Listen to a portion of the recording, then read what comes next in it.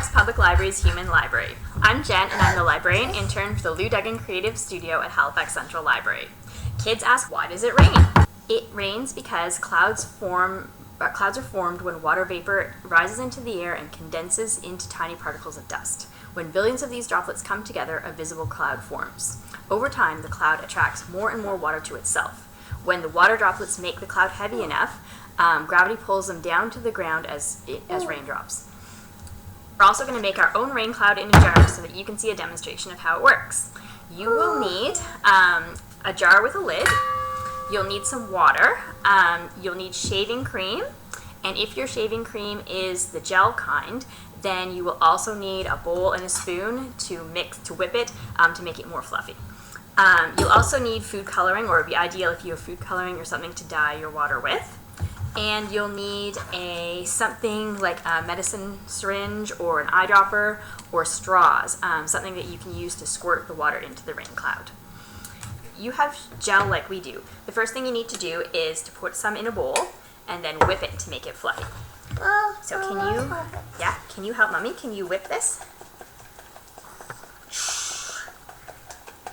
Whip, whip. So you whip it until it becomes quite fluffy, and you need, I'd say, about a quarter of a cup of the gel to make enough whipping cream for your cloud. I guess it depends on the size of your jar. Oh, that's not going to taste good. Right? What does it smell like? Okay, can you whip? Whip, whip, whip. The other thing you'll need is to fill your jar 3/4 of the way full with cool water. Okay, we're going to put our jar down here on the ground.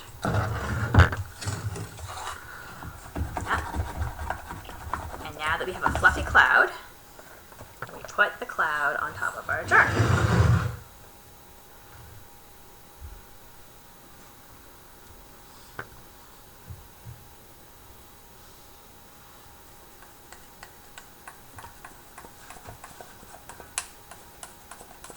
I want to do it.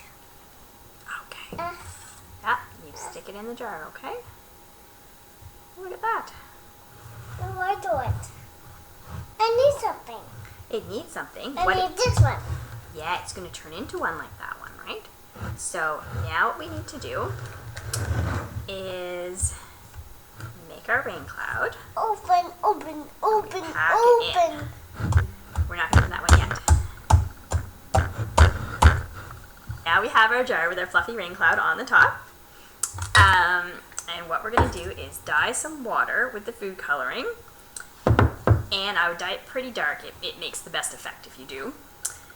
Then we're going to squirt water into our rain cloud.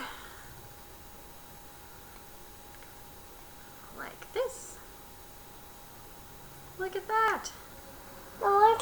So as a lot of water gets into the shaving cream cloud, some comes out the same way it would if in the real clouds when they fill with water. Okay, now you gotta squeeze it down, right? So you see the water drips through the cloud into the jar. Now my turn. What?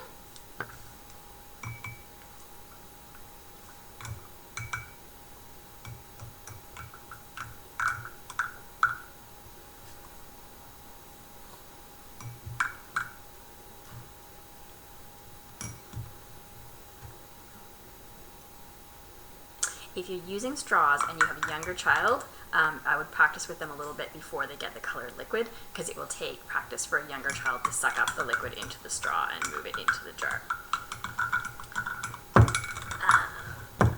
So we're going to keep putting liquid into our rain cloud. And watch it, yeah, your turn. And watch it drip through. Once you've saturated your rain cloud a lot, you could scrape the shaving cream off, replace the water, and play again. The other thing you can do is you could put the lid on your jar, and then you have to kind of even the shaving cream out on the top, pack it firm, put the lid on, and then you've kind of created a sensory jar that flips back and forth. This one is a couple of days old, but at first it will stay pretty separated, and you can watch the shaving cream and water separate as they spin. Yeah, and you can use your leftover shaving cream, put it on a baking sheet, and use it for finger painting. That's pretty fun too. We hope that you enjoy making your rain cloud in the jar. Have a great day. Say bye. Have a great day. Bye. The idea for this video came from the website thestemlaboratory.com. It's their rain cloud in a jar project.